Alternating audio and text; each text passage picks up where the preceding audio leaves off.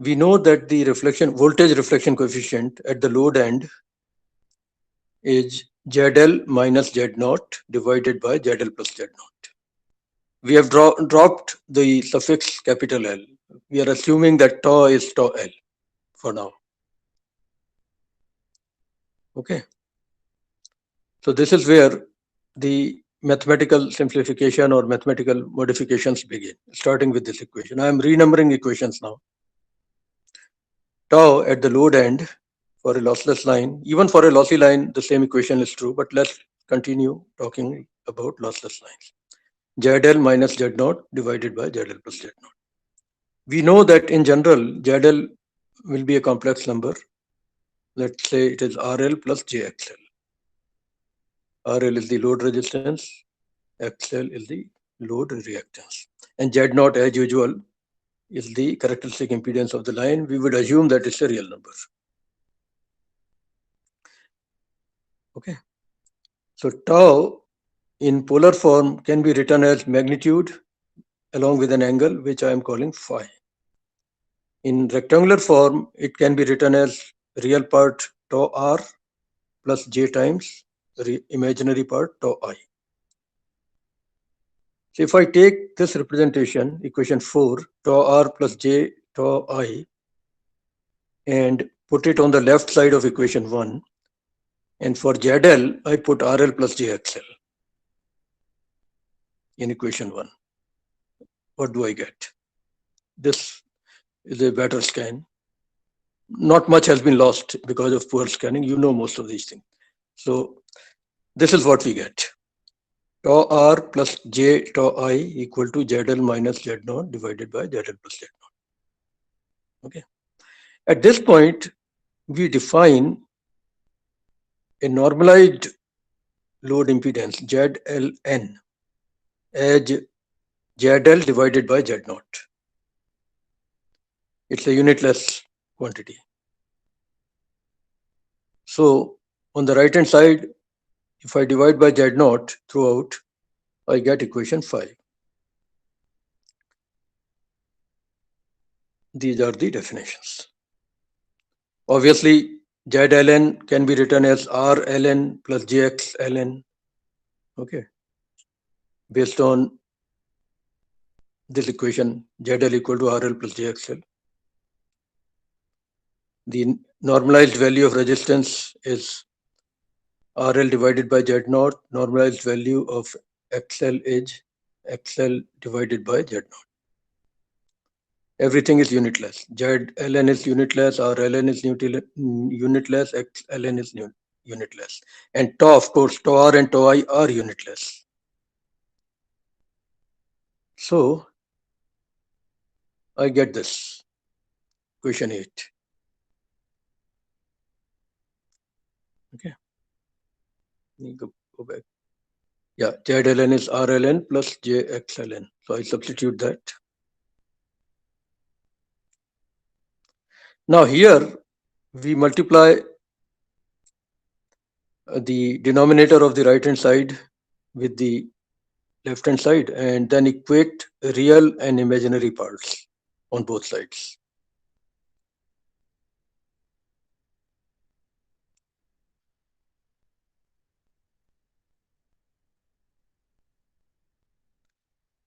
This is the basic theory behind Smith chart. So what happens is I get two equations by comparing real and imaginary parts on both sides of the equation that is coming out from equation 8. These two equations are equations 11 and 12. You can double check this in Sadiku's book. He has little bit different notations than what I'm using. Podger's notations are what I'm using, mostly anyway. Okay. Now, after this point, Smith did more manipulations in 1944, long time ago.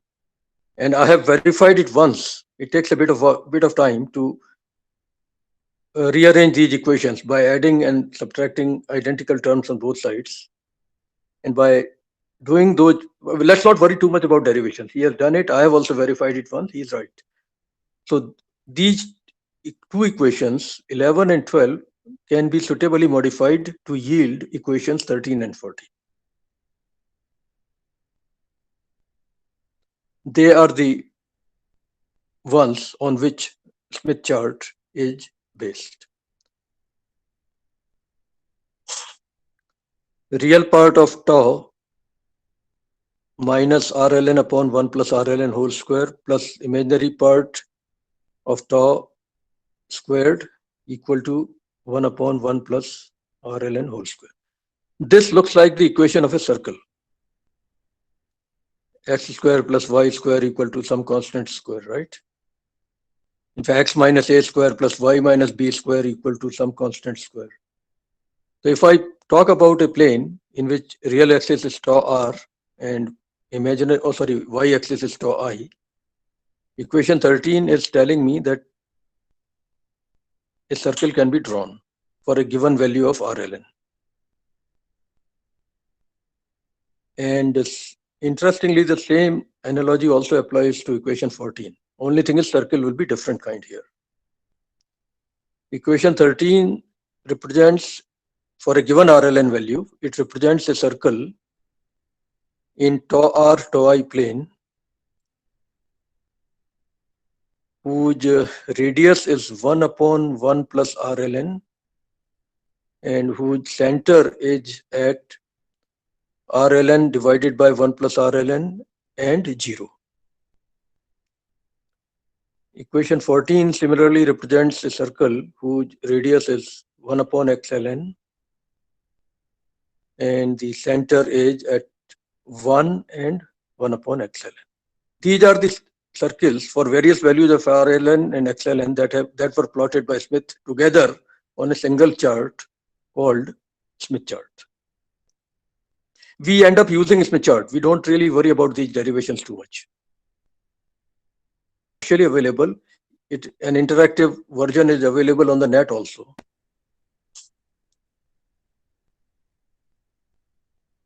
I have tested a few values of RLN. Hopefully I made no mistakes. Suppose in equation 13, I put RLN equal to 0. That means real part is 0 for the load. What I'll get is a circle with radius 1 and the center of the circle will be at 0, 0, right? Yeah, that's what I've written. Similarly, for some other values also, 0.5, 1, 2, 10. One interesting case is suppose RLN goes to infinity. Then the radius would collapse to 0. Circle will become a point. And the center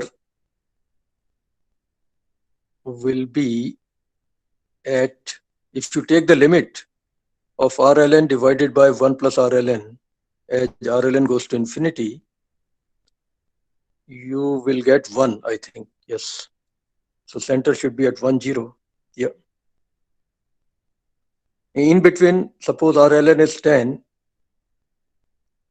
you get these. Double check my calculations. Most important thing is that circles of this kind come out for various values of RLN. This is a sketch, not perfectly drawn, but these are all circles, okay? RLN equal to infinity gives you a point on the right hand side. RLN equal to 0 gives you a circle with radius 1. And anything else is in between. These are called constant R or constant resistance circles.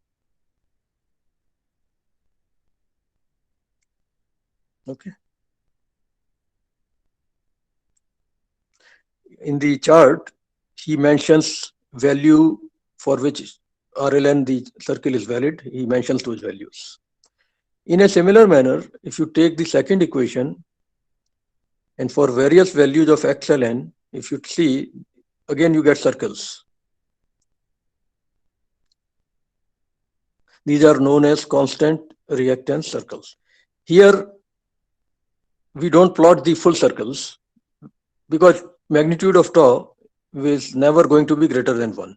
So we stick to this bigger circle. We stick to the insides of the bigger circle and plot constant reactance circles only in that range. So these will be partial circles. Constant reactance circles are not fully plotted because they go beyond the maximum possible value of magnitude of tau. But these circles I have drawn partially. Again, you see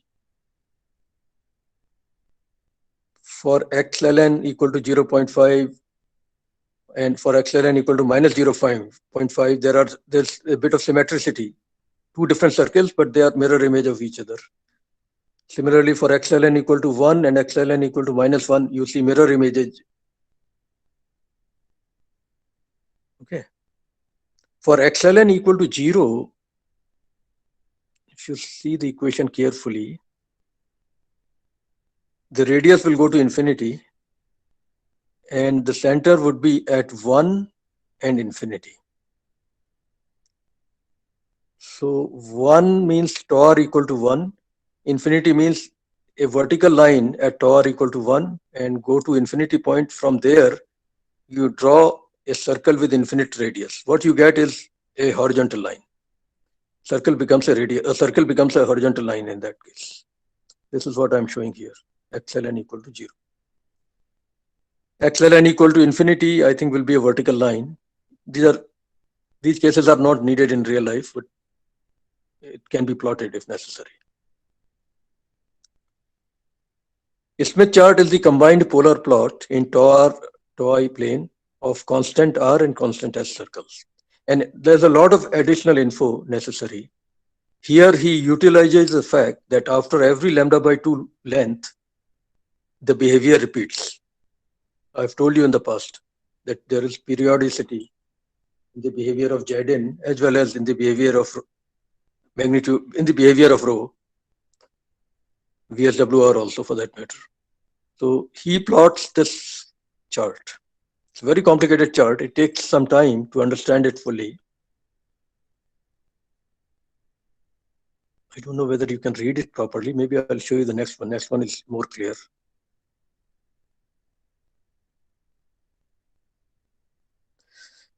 You see, let me amplify some portion. All these full circles are constant resistance circles. And the value for a particular circle is always mentioned. You see 5.0. That is RLN equal to 5.0 circle. Although it is not being shown fully because other circles are coming in, but he has tried his best to show the circle as much as possible. For RLN equal to 4, the circle gets a little bigger. For RLN equal to 3, the circle gets even bigger. And you keep going until you hit RLN equal to 0, which gives you the outermost circle. These are constant R circles. For constant X, similarly, he shows the values for which he is plotting circles partially. For xln equal to plus 3, you see this circle. And there will be a mirror image at the bottom, which will be for xln equal to minus 3. I'm sure you will be able to see it.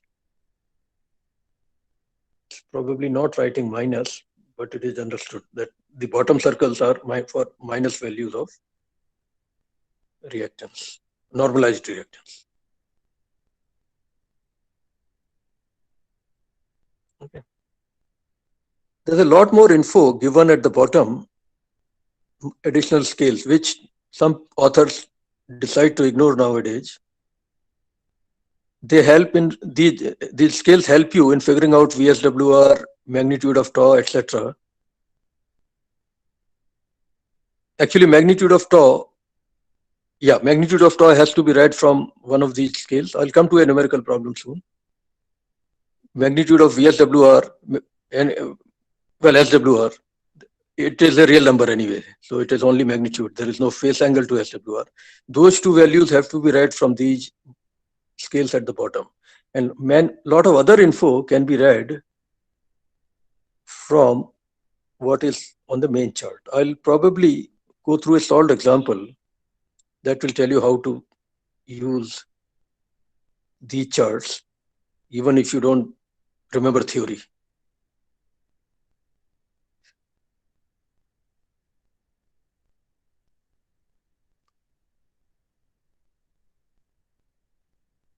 Yeah, this is derivation for Smith chart in my notes.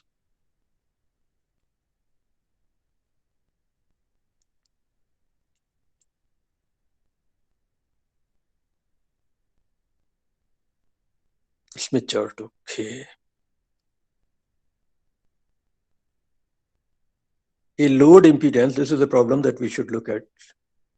A load impedance of 130 plus J90 ohm. A load impedance of 130 plus J90 ohm terminates a 50 ohm transmission line that is 0.3 lambda long. The electrical length of the line is given, it is 0.3. Okay. Find the reflection coefficient at the load, which is supposed to be ZL minus Z0 upon ZL plus Z0. You can do the calculation without going to Smith chart. I know, but Smith chart is an alternate route. Reflection coefficient at the load, the reflection coefficient at the input to the line, the input impedance, the VSWR on the line, and the return loss. By the way, return loss is a parameter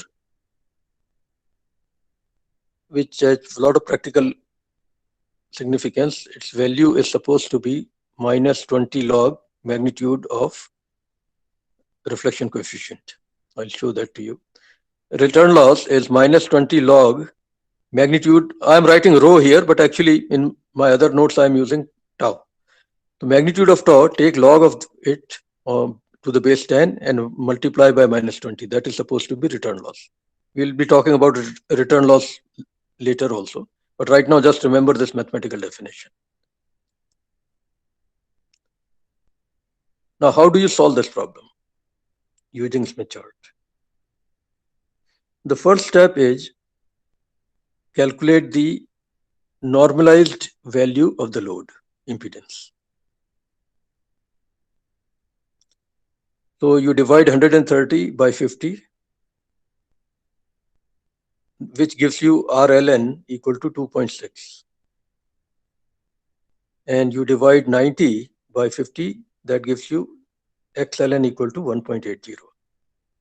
Okay, that's number one step. Second step is go to the Smith chart, locate the point where this load belongs. I'll show you how. Remember these values, please. 2.6 and 1.8. Okay.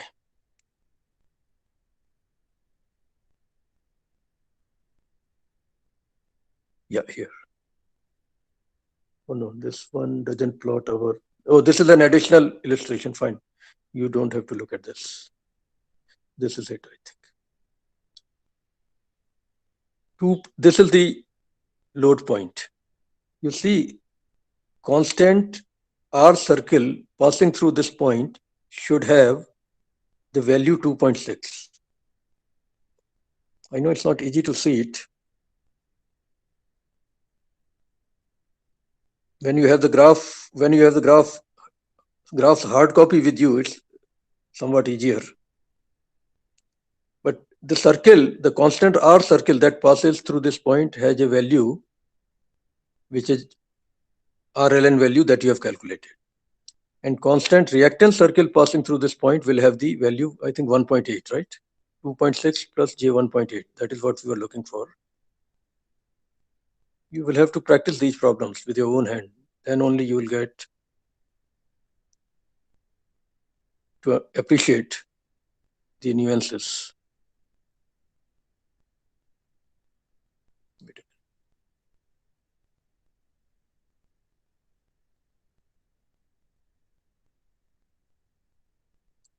2.6 plus J1.8 are the coordinates of that particular point. So you have to learn how to define that point on the Smith chart based on these two values. Look for the constant R circle, whose value is 2.6. Look for the constant X circle, whose value is 1.8. and find their point of intersection. That will give you the location of ZLN. Okay. Now, from the center of the circle, you take a compass and measure the distance between center of the circle and that point that you have plotted. From the center of the circle to ZL, that distance you measure using a compass. And you take this back to the scales given at the bottom. There is a scale. It's not shown in this diagram, unfortunately, but I showed you. You take that compass reading and go back to the bottom scale, which unfortunately is not shown in that diagram, but I'll show you here. That compass reading is maintained, and you go to the, give me 1 minute. Yeah, you go to these scales at the bottom. From the center of the scale,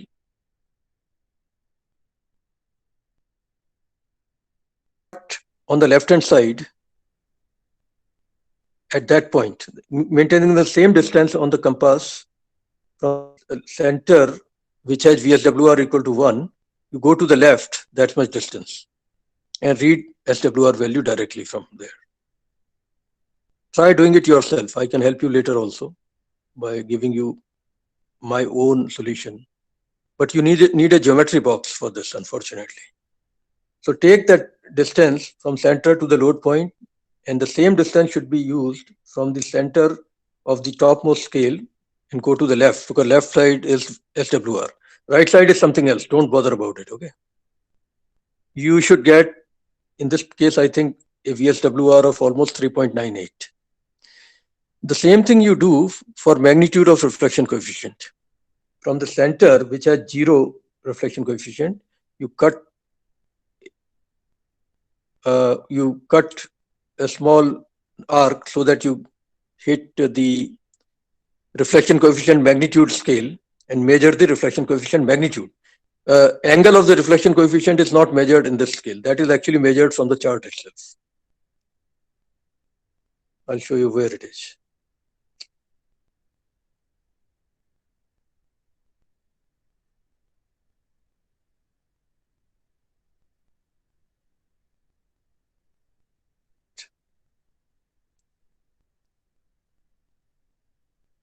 Magnitude of reflection coefficient is measured from the bottom scale. SWR is measured from the bottom scale. But the angle of reflection coefficient is measured by extending this line that is joining load point with the origin and taking it to the end of the chart. There it says angle of reflection coefficient. You read that angle. Angle of reflection coefficient, okay? This scale gives you the angle of reflection coefficient. It is 20, between 20 and 30, I think, 20 and 40 degrees. It is in degrees. So you try to read as accurately as possible the angle of the reflection coefficient. This is how the complete reflection coefficient is read. And VSWR is also read.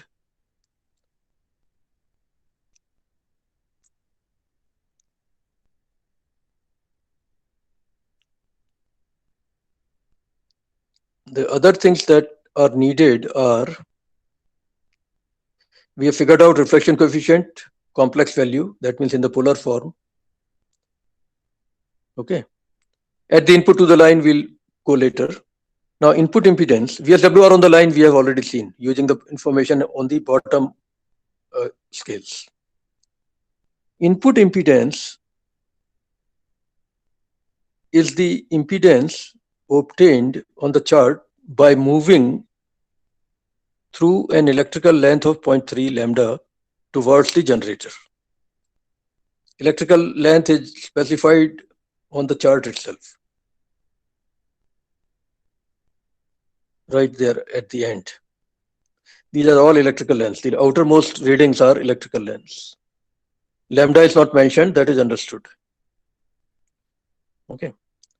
So you see that this line joining origin with load, it is hitting at what value of L by lambda?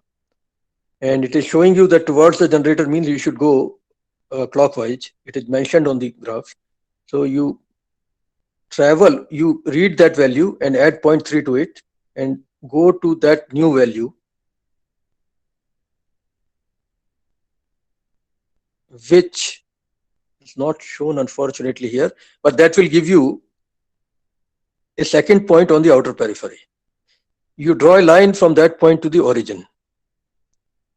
And wherever that line hits, what you also do is in the process, you also draw a full circle which passes through the ZL point and which has the center at the center of the graph.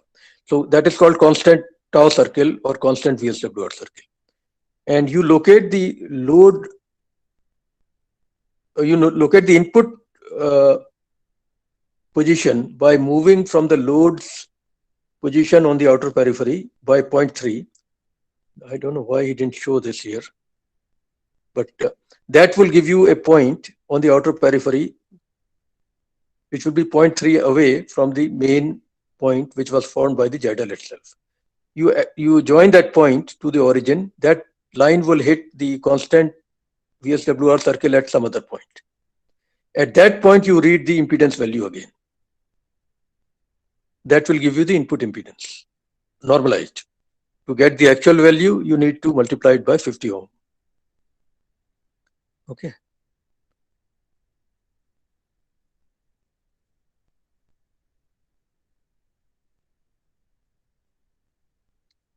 Let me read this again carefully for you.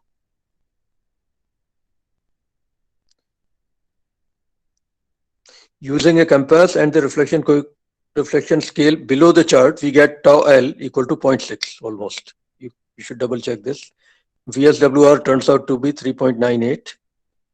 Return loss also can be read from scales at the bottom, which is nothing but minus 20 log magnitude of tau. Now draw a radial line through the load impedance point and read the angle of tau. I'm saying rho here, please read tau. That angle turns out to be 21.8 degrees. Okay, fine. We now draw a VSWR circle through the load impedance point. Center of this circle is the center of the chart. The radius is the length between center and ZL point. Okay. Then you move towards the generator by the initial starting point is 0.22 lambda. To that you add 0.3 lambda, which gives you 0.52 lambda. That gives you the input and position on the Smith chart. Let me see again. Hopefully he has shown this somewhere. This is from Podger's book, I think. No, he has not. You will end up getting the input position dictated by how much lambda it is electrically. And that point added, a line from that point to the center of the circle will hit the constant VSWR circle at some point. You read the impedance values there by noting which constant R circle is passing through that point and which constant X circle is passing through that point. That will give you the input impedance normalized value. Okay. If you are not sure, try practicing it. We can always take it up individually.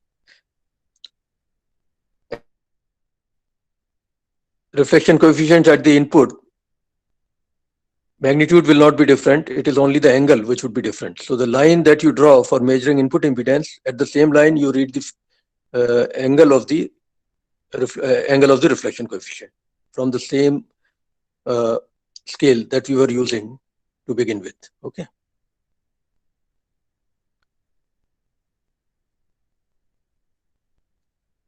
Moving down the line 0.3 lambda towards the generator, we come to 0.52 lambda. And by the way, 0.52 lambda is more than 0.5, so it will become 0.02 because the chart repeats itself after every 0.5 lambda. So you get 0.02 lambda. Draw a radial line at this point, and that gives you the normalized input impedance at the intersection of that line with the constant VSWR circle. That value turns out to be 0.255 plus J 0.17 normalized. You multiply it by 50 ohm to get the actual value. Okay, let's see the second one. Hopefully there is more detail about this. Here ZL is 100 plus J 50 ohm, and ZO is again 50 ohm. Okay, this is another thing. Smith chart, although I did not derive it, what happens is when we did the derivation, we started with normalized impedances. You can always work with these equations and convert everything in admittances. Z0 divided by ZL plus Z0 can be converted equivalently in terms of YL and Y0 also. And from there, the entire derivation can be done again. And what Smith showed was that the chart is equally applicable if you work in the admittance domain. A load ZL plotted here, if you draw a line through it and through the center and go to the opposite end of the constant VSWR circle where it hits that circle, at that point, if you read the value, normalized value, that would be the normalized load admittance. What he proved is, and I think it's correct, that normalized values of impedance and normalized value of admittance are 180-degree apart from each other on the chart itself. So in some cases, you may want to work with load admittances, but let's ignore that. I think you'll get confused. So let's ignore problem number 2. Instead, forget problem number 2. We will continue to work only with impedances so that you don't get too confused. But remember, at least conceptual part, that chart is supposed to be equally applicable if you work with admittances throughout. 180-degree phase difference brings you to the corresponding admittance point on the chart. It has been shown. It's very easy to show actually. Okay. Now there is one more solved problem which is from Sadiku's book. Let me go to that also. Hopefully it will be much more clear than what Podger did.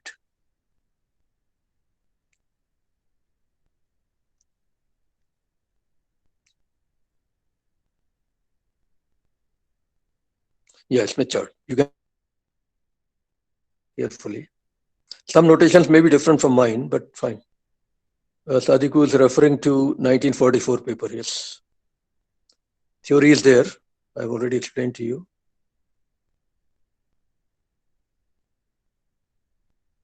These are the constant R circles, which I was trying to show you.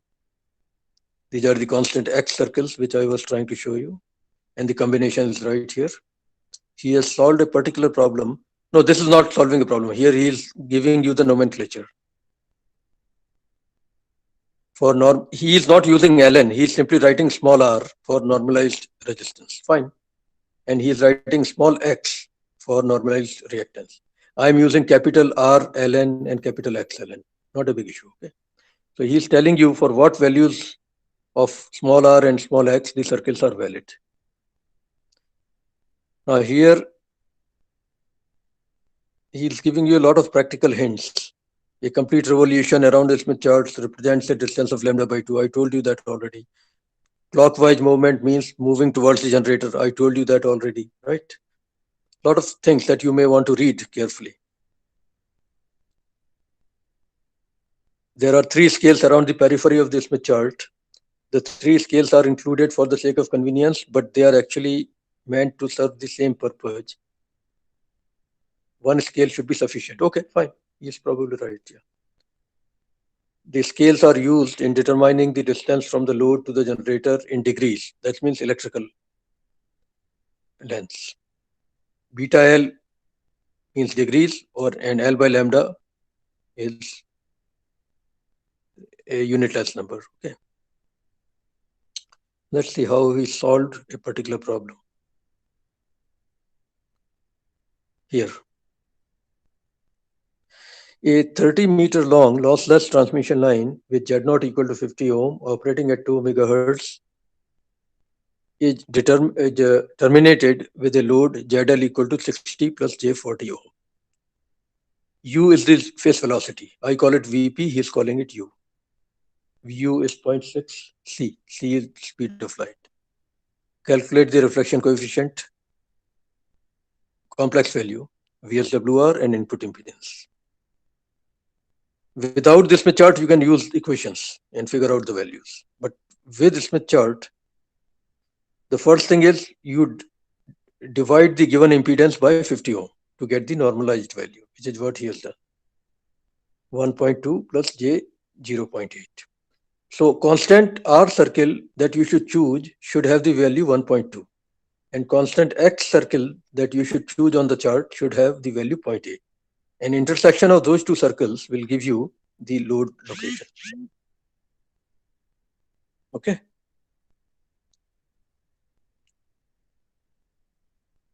Here we go. OP.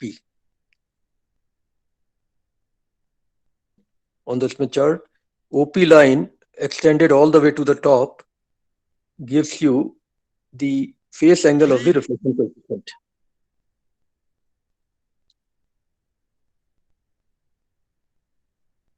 Okay, which is around 56 degrees. The magnitude of tau can either be obtained using the scales that I showed you given at the bottom, or Sadiku has another method. What he says is take the ratio of OP versus the entire length of the line that you are plotting. That ratio also should give you the magnitude of tau, which is fine, I think, because outer scale, outermost distance. Don't go to the scales. I mean, the outermost. The point at which tau equal to 1 is the point he is pointing out here. Okay. So measure the distance from center to that point and measure the distance from center to P. Take the ratio. That should give you magnitude of tau. You don't need the bottom scale for that purpose. Also, he has told you a method to calculate S without going to the bottom scales. You can try that also. For input impedance, again, same thing. You rotate counterclockwise through an electrical length equal to the electrical length given to you. Now, electrical length has to be calculated here.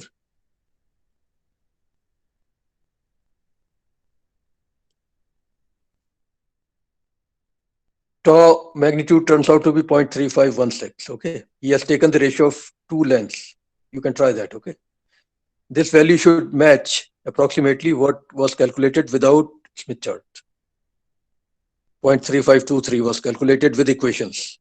And with the Smith chart, we are getting 0.3516. Close enough, I think.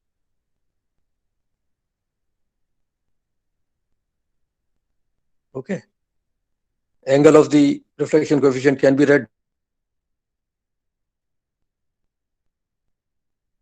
Ratio, he tells you how to do it.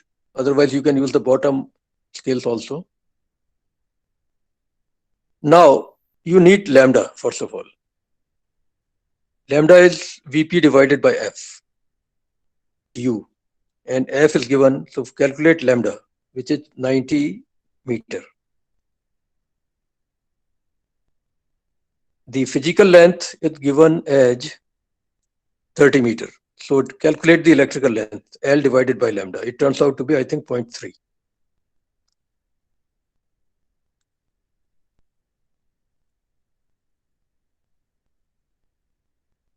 0.3, yes. So on the Smith chart, you rotate or you travel by a distance of 0.3 lambda to come to the input point, which is this point in the left side. This is the input location on the Smith chart. There you measure the impedance again by seeing which constant R circle is passing through this point and which constant X circle is passing through this point. Read the value, that is the normalized value, you multiply it by 50 ohm to get the actual value. Okay. Forget admittance. It will get too confusing. Just work with impedances for now.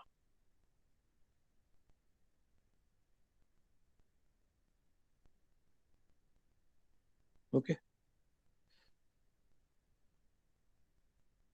This chart is available on the net, and there's an interactive tool available also where you plug in the values of load resistance and load reactance and the value of Z naught. It automatically plots the load point for you. Then it automatically reads the magnitude of tau, angle of tau, VSWR also. Then you tell it by how much electrical length you want to rotate and whether you want to rotate towards generator or towards load. That also you tell. It immediately creates the second point and does the measurement for you at the input.